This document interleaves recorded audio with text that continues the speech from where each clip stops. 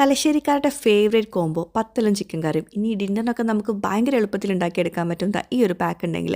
ഓർഗോ ബ്രാൻഡിൻ്റെ തലശ്ശേരി ചിക്കൻ കറി ബ്ലെൻഡ് കേട്ടോ. ഈ ഒരു പാക്കിൻ്റെ അകത്ത് 2 സാഷയാണുള്ളത്.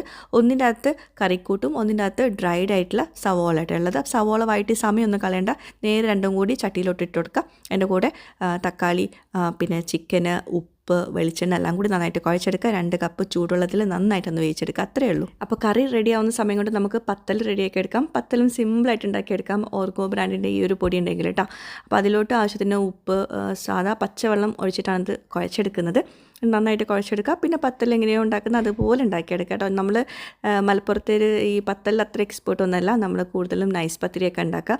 അപ്പോൾ എന്തായാലും തലശ്ശേരിക്കാരത് കാണുവാണെങ്കിൽ നിങ്ങളുടെ ടിപ്സൊക്കെ നിങ്ങൾ ഷെയർ ചെയ്യുക കേട്ടോ. അപ്പോൾ കുഞ്ഞു കുഞ്ഞു പത്തലും ഉണ്ടാക്കിയിട്ടുണ്ട്, വലിയ പത്തലും ഉണ്ടാക്കിയിട്ടുണ്ട്. രണ്ടും കിടക്കട്ടെ എന്ന് വിചാരിച്ചു കേട്ടോ. അപ്പോഴേക്കും നമ്മുടെ കറി അവിടെ സെറ്റായിട്ടുണ്ട്. കുറച്ച് മല്ലിയില പുതിയനെല്ലാം കൂടി ചേർത്തിട്ട് നന്നായിട്ട് മിക്സ് ചെയ്തിട്ടുണ്ട്.